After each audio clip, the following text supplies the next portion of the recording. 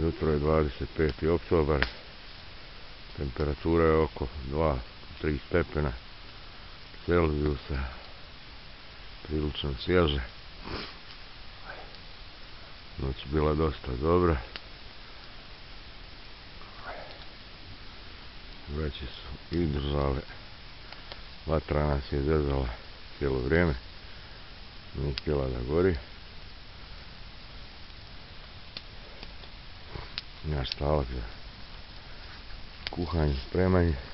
Noć je protekla uredno, ali hladna. Sprema se jutarnja kafa.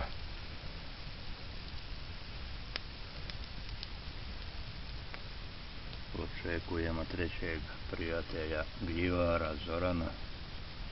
Trećega, možda i četvrtog. A možda i četvrtog. Možda dođe klipa. Evo ovako izgleda prvo jutarnje sunce na Kozari.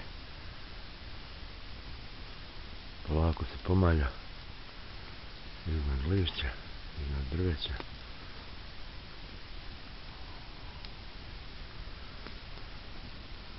Lišće opada, stiže nam jesen.